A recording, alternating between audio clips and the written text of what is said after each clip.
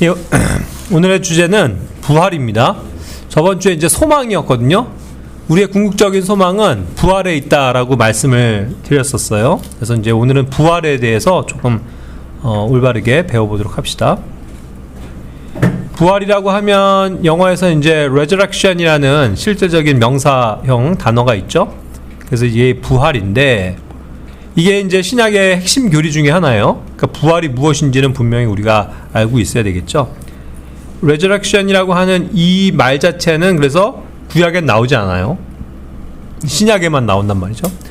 그래서 이제 신약과 굉장히 밀접한 또 교리라고 말씀을 드릴 수 있죠. 자, 누가복음 20장 35절부터 38절까지 해서 보면 이제 그 사람들이 그렇지만 구약에 있었던 사람들도 분명히 부활에 대한 개념을 다 알고 있었어요. 그래서 이제 자기들도 이제 부활할 것이라는 것을 알고는 있었죠. 그래서 이제 그런데 이제 많이 오해했었다는 얘기죠. 실질적인 그런 면에서 이제 가르침이 없었으니까 어떻게 죽은 사람이 다시 살지? 그리고 이제 하나님의 그러한 약속한 그러한 나라에서 영원히 살게 된다. 그러한 어떠한 것이 있었음에도 불구하고 정확하게 이것이 이제 그들에게 교리적으로 있지는 않았죠. 이것은 이제 앞으로 올 내세에 관한 거니까. 자, 그래서 이제 사람들은 부활을 하면 지금 있는 자기 모습이 그냥 그대로 이렇게 부활한다고 여기기 때문에 여자면 여자, 남자면 남자, 아이면 아이, 그죠? 노인이면 노인, 이렇게 그냥 부활하지 않을까 이렇게 생각을 했던 거겠죠.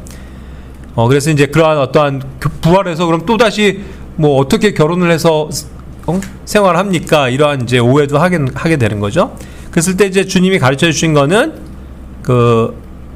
하늘에서의 그 부활은 그런 것이 아니다. 천사들과 너희가 동등하게 되고 부활의 자식들이자 하나님의 자식들로서 이렇게 살아가게 될 것이다. 예, 이렇게 이제 이야기를 한단 말이에요. 그러니까 그들이 그냥 육체적으로 딱 자기의 그런 상태만을 가지고 부활하는 그런 것으로만 여겼기 때문에 이 깊은 내용을 알지 못했지만 하나님께서는 예수님께서는 그 부활에 대한 교리를 말씀하시면서 결국 이제 신약 교회가 입게 될 그 부활의 몸은 이제 다른 몸이라는 것을 가르쳐 주시고자 하는 거죠. 어쨌든 그래서 이제 우리는 이 신약의 교리 가운데서 부활이라는 것이 너무나도 중요하다는 것을 알고 잘 이렇게 배워야만 해요. 자, 요한복음 11장 24절부터 26절에서도 그렇기 때문에 아까 얘기한 것처럼 신약적인 교리이긴 하지만 구약 성도들이 그렇다고 해서 모르는 건 아니었다. 분명히 그들도 마지막 날에 부활할 것을 알았다는 거예요. 근데 이제 이들도 마지막 날에 부활하는 거, 결국 이제 세상이 끝나고 마지막 때가 오면 하나님께서 자기들 선택한 그 민족 이스라엘을 회복시키실 거다, 이것을 알고 있었던 거죠. 그래서 이제 그렇게 민족적으로도 또 사람들이 이렇게 부활하게 될 것을 이렇게 믿었었던 거예요. 그렇죠? 그래서 이제 마지막 날의 부활에 그가 다시 일어날 것. 그러니까 지금 나사로가 죽어 있는데 그때는 다시 일어날 것을 믿습니다. 이렇게 얘기를 한 거죠. 그렇죠? 그런데 이제 예수님이 말씀하세요. 여기서 이제 나는 부활이고 생명이다. 예. 부활과 생명이 실제로 예수님이 그러한 분이 되신다는 걸 가르쳐 주시면서 이제 예수님을 믿는 자는 결코 죽지 않고 또 결국 죽어도 살게 되는 그 부활에 대한 개념을 이제 설명을 하시는 거죠. 그러니까 예수님의 죽으심 없이는, 예수님의 먼저 부활하심이 없이는 사람들은 부활을 체험할 수가 없어요. 그죠?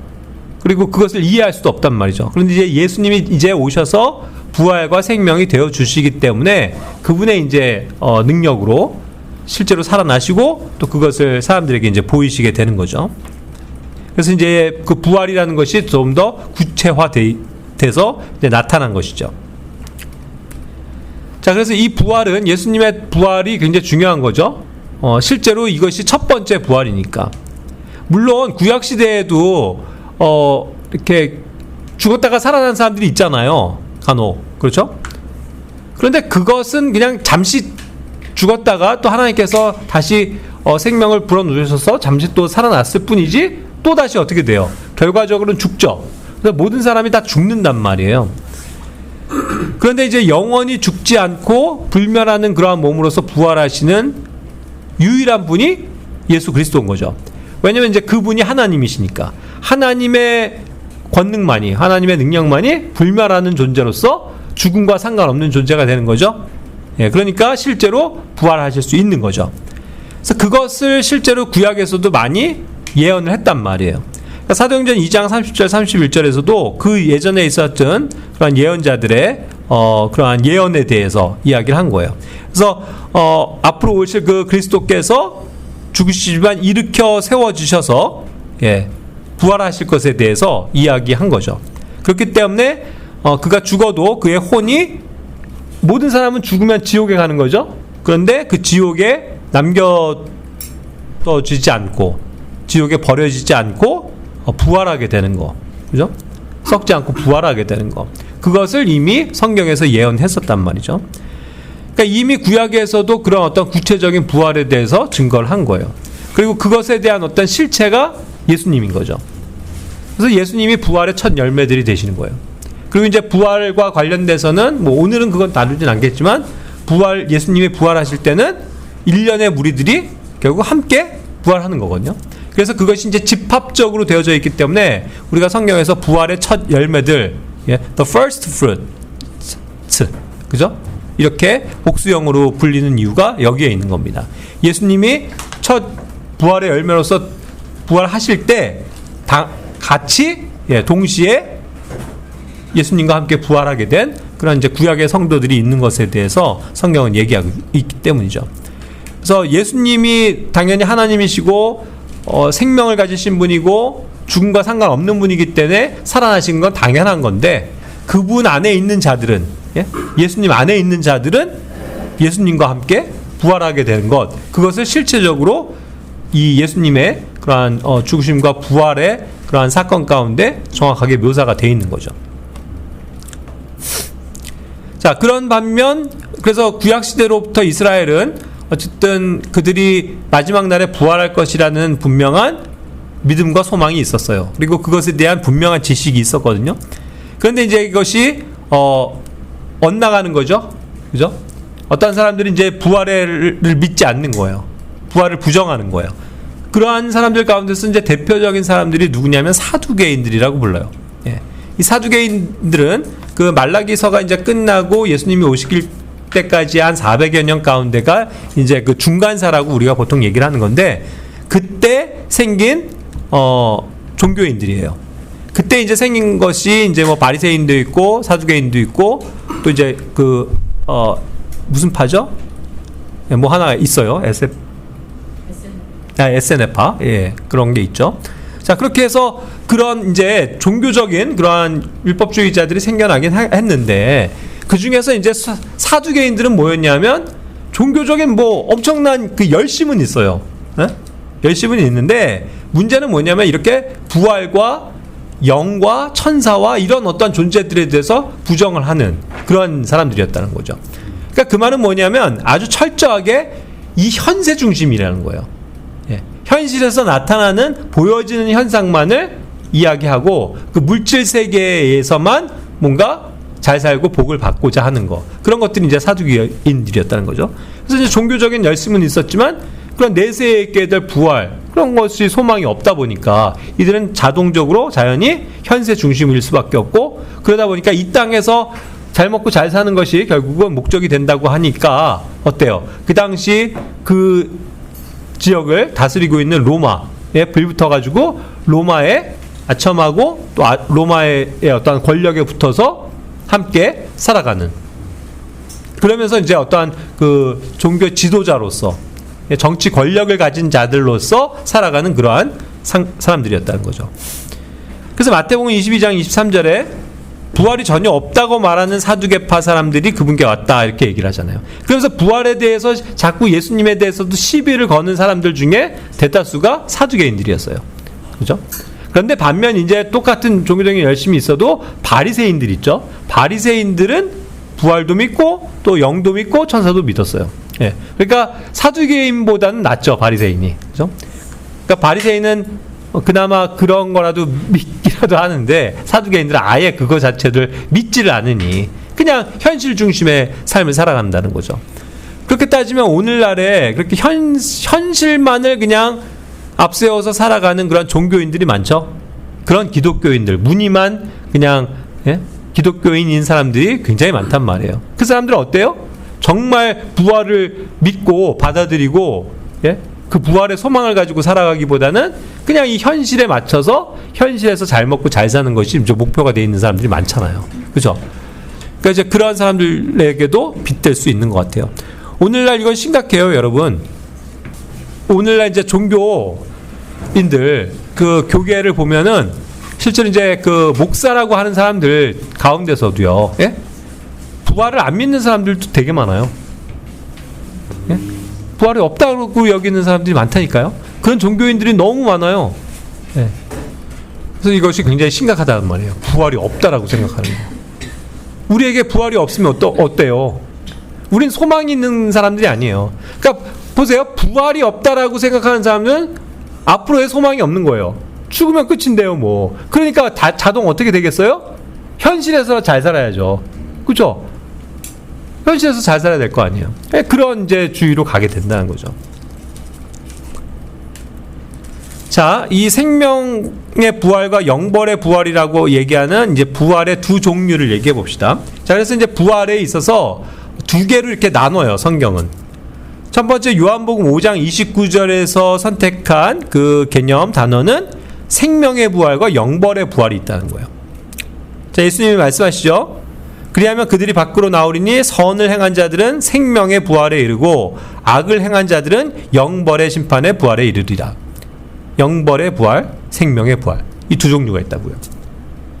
자, 그러면은 생명의 부활, 이게 이제 우리가 바라보고 실제로 들어가는 거죠. 우리는 생명을 얻는 부활로 들어간다는 얘기예요. 그렇죠?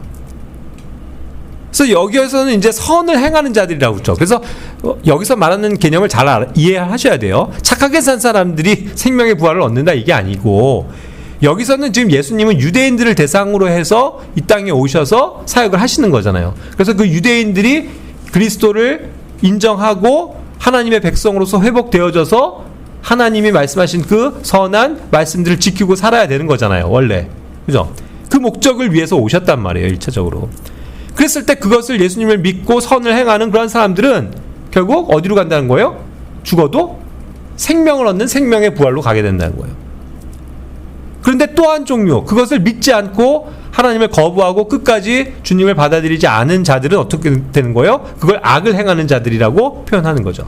그래서 악을 행하는 사람들은 어디로 가요? 생명의 부활에 가지 못하고 영벌에, 영원히 벌받는 그 부활에 이르게 된다는 거예요. 두 기착점이 있는 거죠. 그렇죠? 생명의 부활이 있고 영벌의 부활이 있다. 그럼 우리는 딱 그냥 쉽게 생각할 수 있어요. 생명의 부활을 받은 자들은 어디에 가게 되는 거예요? 예, 하늘나라. 그죠? 하나님의 왕국에 가는 거고. 영벌의 심판은 어디 있어요? 영벌의 부활은 지옥이에요. 지옥에 가서 영원히 불과 유황으로, 또 그것이 불과 유황으로 타는 못에 들어가게 되는 거죠. 거기서 영원히 부활한 상태로 있다는 거예요. 자, 그러니까 여기서 보세요. 우리에겐 분명히 두 종류의 부활이 있다는 걸 아는 거예요. 우리가 하늘나라 가는, 천국 가는 사람들만이 부활하는 게 아니고 지옥에 가기 위해서도 부활을 해야 된다고요. 이해가 되세요? 그런 두 종류의 부활이 있는 거예요. 그 말을 또 다르게 또 표현할 수 있는데, 사도행전 24장 15절은 그 말을 뭐라고 표현했냐면 의인들의 부활과 부정한 자들의 부활이라고 표현한 거예요. 그러니까 의인들이 가게 되는 부활이 있고, 아직 죄 때문에 죄를 해결하지 못한 그 부정한 자들이 가게 되는 부활이 있다는 거죠. 역시 동일해요. 그거는 영벌이고 의인들의 부활은 생명이에요. 이 분명한 차이점이 있는 거죠. 사도행전 24장 15절에서 말합니다. 하나님을 향한 소망을 지녔으니 그것은 그들 스스로도 수용하는 것으로 죽은 자들의 부활, 곧 뭐라고요? 의인들의 부활과 부정한 자들의 부활이 모두 있게 되리라는 것이라. 부활은 두 종류가 반드시 동시에 온다고요. 하나는 하늘나라에서 생명의 부활로, 의의 부활로, 한적인 종류는 부정한 자들이 가게 되는 영벌의 부활로 지옥에 가게 된다. 그것을 분명히 얘기를 하는 거죠. 또 하나의 표현으로 설명해요. 그것을 첫째 부활과 둘째 부활로도 나눠요.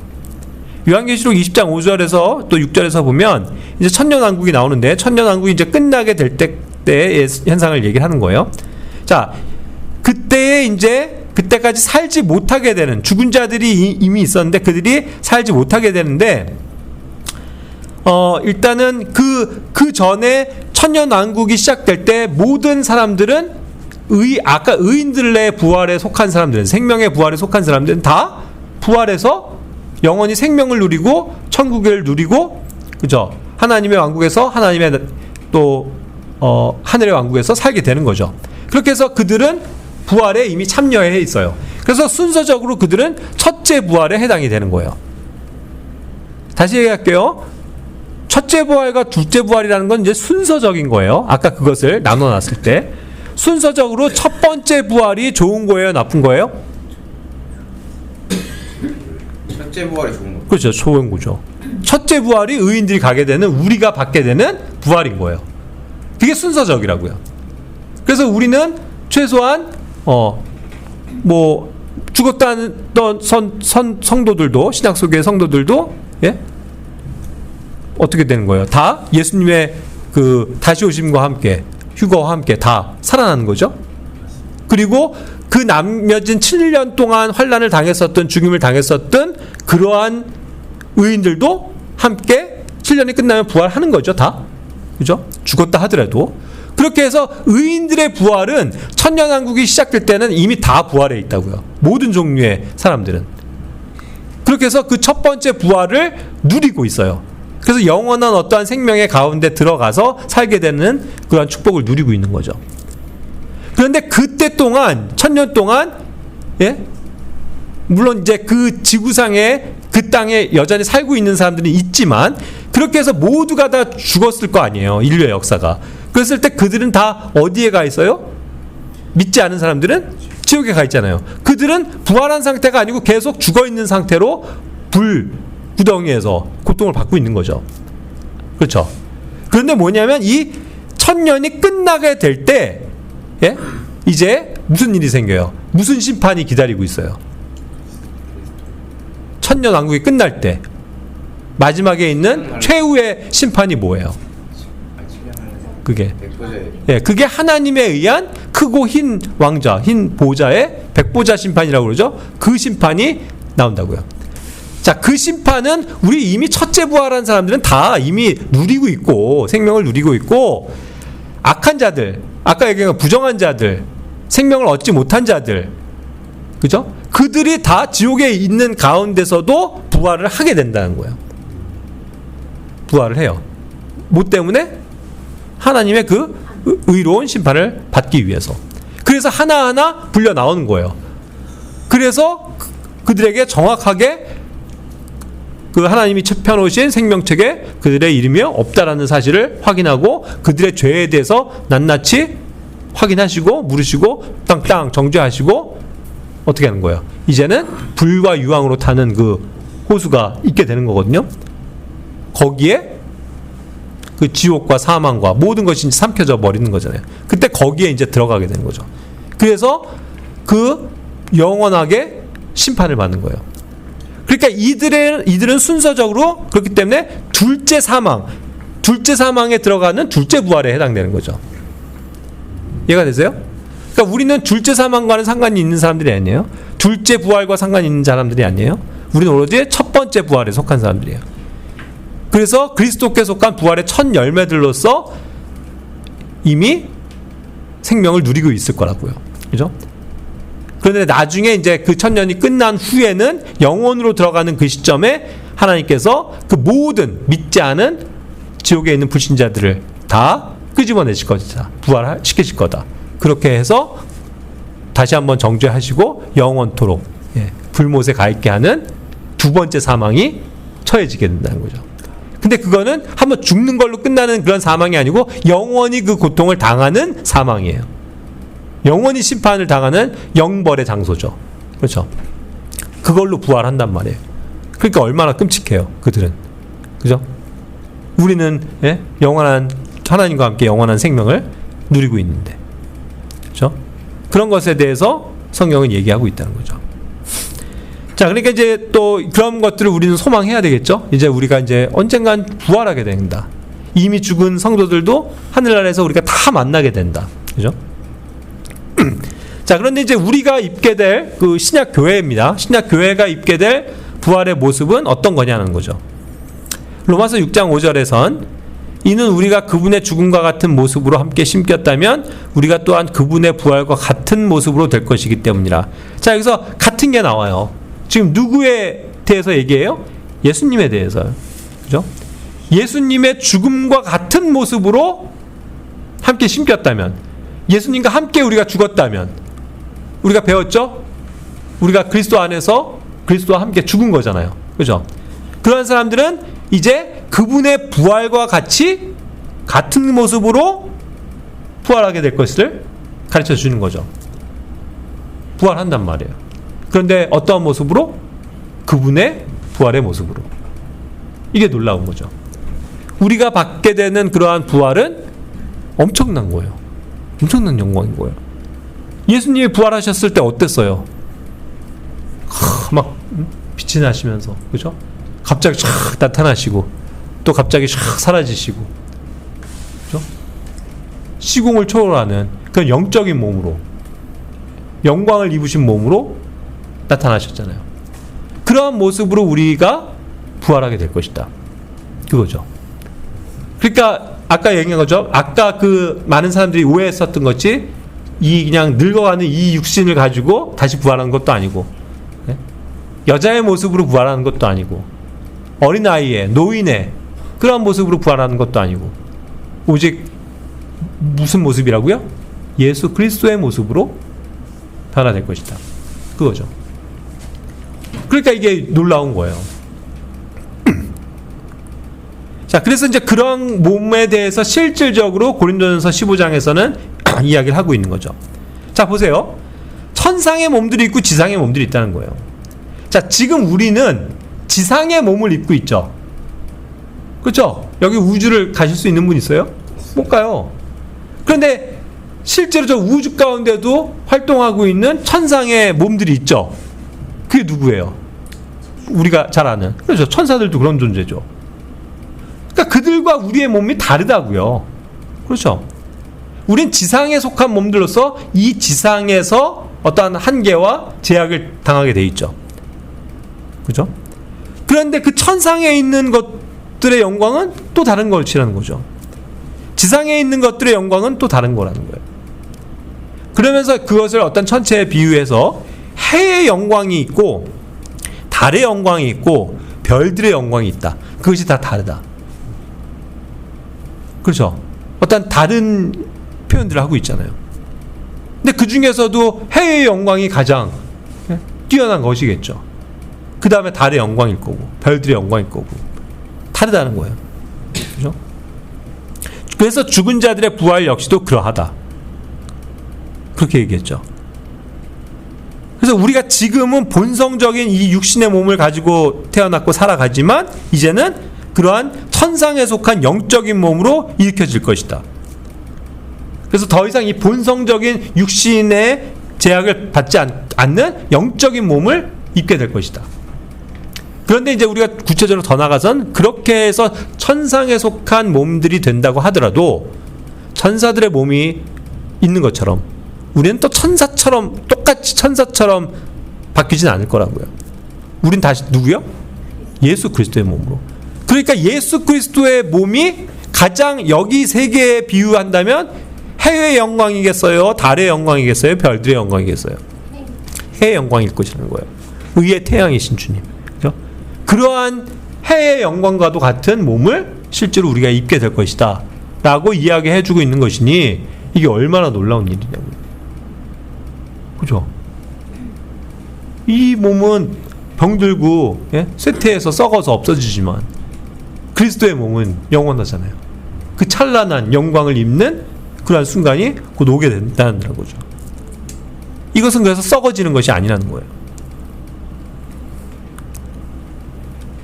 자, 그러니까 이와 같이 우리가 부활을 실질적으로 믿는다면 이것이 얼마나 놀라운 우리의 삶의 능력이 되냐는 거죠. 부활은 곧 소망이에요. 그죠? 아직 누가 뭐 부활한 사람 있어요? 뭐 죽지도 않았는데 어떻게 부활해? 그런데 우리는 죽어도 이제 영원히 살게 될 그 소망을 가지고 있단 말이죠. 그래서 부활은 소망이에요. 그러니 부활이 없다는 건 결국 소망이 없다는 얘기예요. 부활이 없으면 아까 얘기한 것처럼 사두개인들처럼 우린 뭐 해야 돼요? 열심히 돈 버세요. 열심히 돈 벌어서 열심히 맛있는 거 사 먹고 열심히 부자로 살다가 떵떵거리다가 가시라고요. 그죠? 부활이 없는데 뭐 여기서라도 잘 살아야지. 그렇잖아요. 그런데 아니다. 성경은 분명히 약속하세요. 부활이 있다. 여기서의 몸, 여기서의 삶은 아무것도 아니다. 나중에 하늘나라 가면 우리가 정말 그 엄청난 은혜와 축복을 누리는 그 하늘나라의 삶이 우리를 기다리고 있다. 거기서 우리가 영원하게 살 것이다. 그걸 소망한다면 얼마나 정말 가슴 벅차요. 예? 가슴 벅차 막 거기서. 그러니까 여기서 고린도전서 15장 12절부터 14절까지 얘기하는 거는 그러니까 부활이 중요하다는 거죠. 부활이 없으면 소망도 없는 거고 부활이 없으면 우리는 정말 너무나도 한심한 거고 비참한 거다. 그렇죠? 분명히 또 주님께서 죽은 자들부터 살아나시고 선포됐는데 너는 왜 부활이 없다고 얘기하냐? 죽은 자들의 부활이 없다면 그리스도께서 살아나시지도 않았는데 그럼 우리가 믿는 건 헛된 거다. 그거는 뭐 믿음의 실체가 될 수도 없다는 거죠. 그만큼 중요한 거예요. 우리 믿음의 핵심은 부활에 있다. 예수님이 우리를 위해서 죽으신 거, 피 흘려 주신 거, 그래서 죄들을 용서하신 거 맞죠? 굉장히 중요한 영역인데 그걸로 끝나면 아무 의미가 없는 거예요. 뭐가 필요해요? 부활이 필요한 거예요. 부활을 하셔야 우리에게 더 영원한 생명을 주시고 완전한 의의를 가져다 주시고 우리가 영원한 몸을 입고 함께 살 것을 주님께서 보여주시는 거기 때문에 부활은 너무나도 중요하다는 거죠. 그래서 그것이 우리의 믿음의 근간이에요. 우리의 또한 소망의 근간이라고요. 부활은. 그러니까 얼마나 중요해요. 근데도 오늘날 교계에선 이 부활 자체를 안 믿는 사람들이 있으니 얼마나 한심한 거예요. 그렇죠? 자, 그리고 이제 부활과 관련돼서 보면은 더 좋은 부활이라고 표현한 것도 있어요. 히브리서 11장 35절에서 보면 그 믿음으로 살았었던 사람들 보면은 심지어는 막 순교도 당하고 고문도 당하고 엄청나게 어려운 환난과 고난을 겪은 사람들 많죠.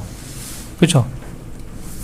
그런데도 그러한 상황에서도 자기들이 뭐 어떻게든 조금이라도 살아보려고 편안해 보려고 타협하거나 다른 길을 가지 않았다는 거예요. 그 이유가 뭐라고요? 그들이 더 좋은 부활을 얻어내려고 했기 때문이다. 이 표현을 보세요. 더 좋은 부활. 부활이 분명히 있습니다. 부활 있죠? 우리 반드시 부활하게 되죠. 그런데 어떤 사람에게는요, 이 표현 더 좋은 부활이 있다는 거예요. 더 좋은 부활. 부활이 있고 더 좋은 부활이 있다. 뭘까요?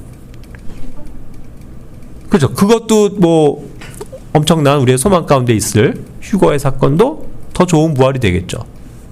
그렇죠. 죽지 않고 부활하는 거니까. 그렇죠. 죽지 않고 새 생명을 얻는 거예요. 그것도 이제 부활에 속하는 거죠.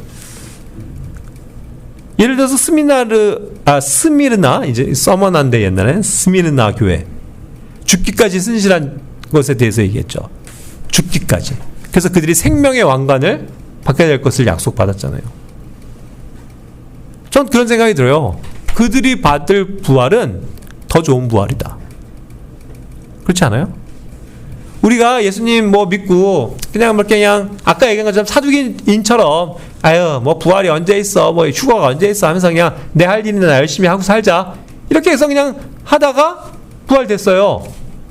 그 부활이 좋은 거예요? 아니면 정말 주님을 위해서 수고하고 값지게 살아가고 이런 고난 가운데서도 승리하고 고난을 이기고 또 그런 고난 가운데서 때로는 순교하기까지 한 그런 사람들조차도 있는데 그 사람들이 받을 부활은 더 좋은 부활 아닐까요?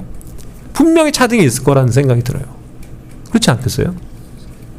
그러니까 그러한 삶을 택하는 거죠. 그래서 이것은 더 좋은 부활을 얻는 사람들은 어떠한 그들과 관련된 보상과도 관련이 있을 것이다라는 생각이 들어요. 그렇다고 하면 묻고 싶은 거예요. 여러분들이 나중에 부활했을 때, 휴거가 됐을 때 정말로 그것이 더 좋은 부활이 되기 위해서는 우리가 어때야 할까? 그렇죠? 더 정말 주님을 위해서 헌신해서 살고 그랬을 때 그 부활이 그에게 값진 거라는 거예요. 대충 살다가 온 사람의 부활과 정말 그 삶을 주님을 위해서 드려졌었던 그러한 삶의 사람들의 부활은 차등이 있지 않겠냐는 거죠.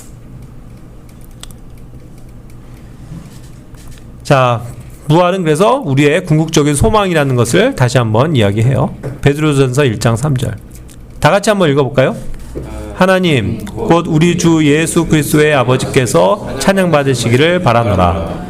그분께서는 죽은 자들로부터 예수 그리스도를 부활하게 하심으로써 그분의 넘치는 자비를 따라 우리를 다시 낳으셔 생명력 넘치는 소망에 이르게 하셨으며. 예. 주님의 부활이 가져오는 건 뭐예요? 예. 생명력 넘치는 소망에 이르게 되는 거. 소망은 생명력이 넘치잖아요.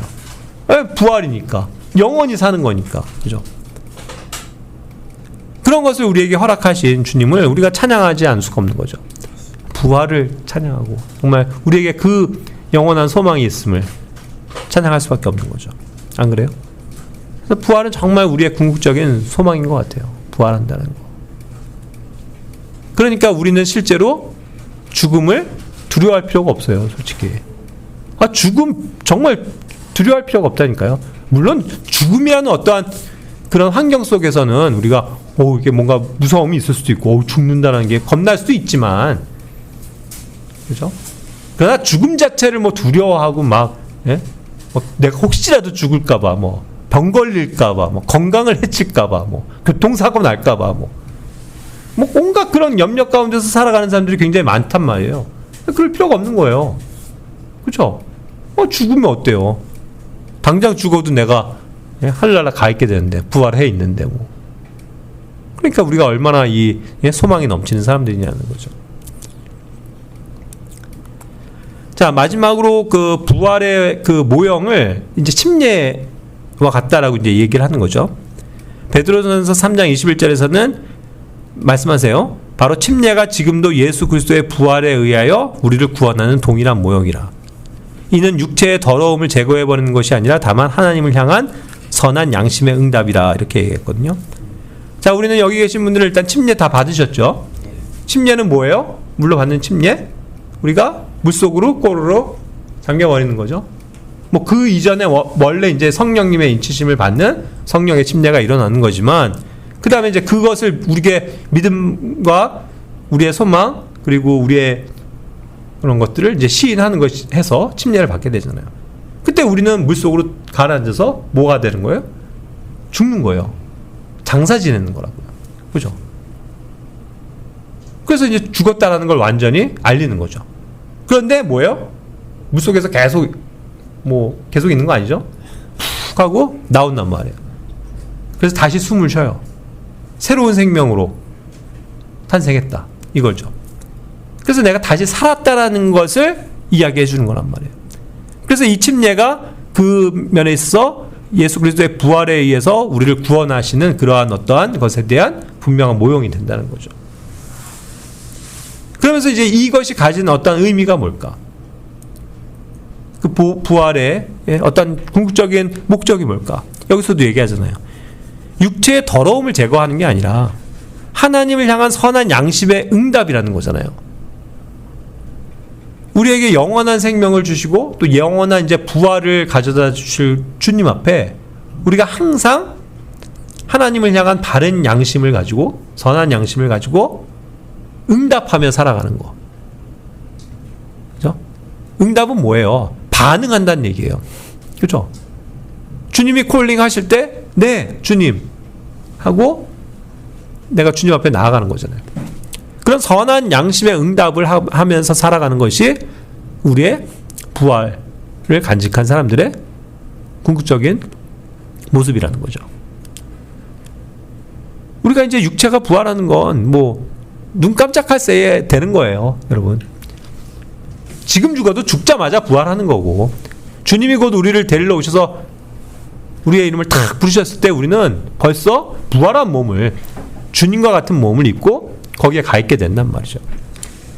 근데 그것을 바라보면서 소망하는 가운데서 우리가 가져야 될 건 항상 그 하나님을 향한 선한 양심, 내가 하나님 앞에 바르게 살아가고자 하는 거, 그죠?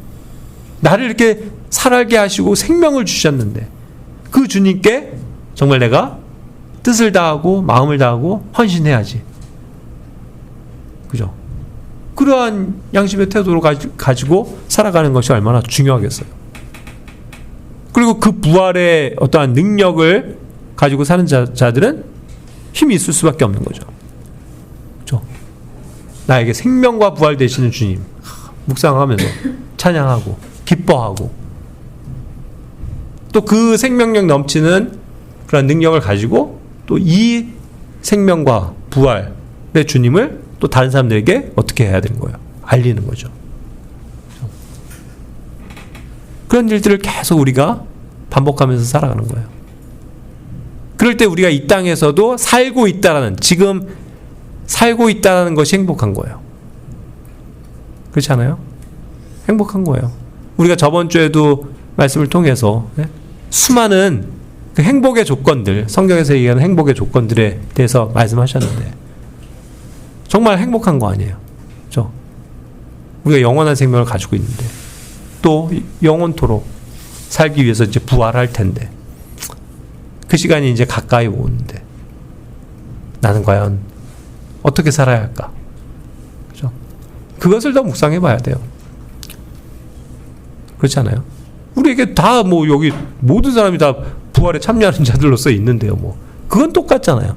근데 어떤 사람은 그 부활과 생명을 정말 가지고 능력 있게 사는 그리스도인들이 있는 반면 아까 얘기한 것처럼 사두개인들처럼 아유 부활이 어딨어, 뭐 휴가가 어딨고 보상이 어딨어, 난 그런 거 관심 없어, 그렇게 하면서 살아간다면 나중에 정말 부활했을 때 아까 얘기했지만 더 좋은 부활에 참여하지 못하고 그저 그냥 생명만 건지는 그런 식의 부활을 맛보게 된다면 이건 정말 비참한 거다. 그렇죠? 그래서 이거는 정말 무지한 거다. 성경에 대해서 무지한 거다. 이걸 안다면 어떻게 우리가 가만히 있을 수 있을까요? 그렇죠? 그래서 어쨌든 우리를 이렇게 죽음에서 살리신 주님을 로 인해서 진짜 감사하게 되죠. 그래서 뭐 부활과 관련된 거는 또 여러 가지 주제들도 또 많이 있는데 오늘은 그냥 대략적으로 부활이 가진 개념과 또 우리가 이제 부활을 소망하면서 살아가는 그런 삶이 돼야 된다는 것에 대해서 마치겠습니다. 뭐 혹시 질문하고 싶은 거 있어요?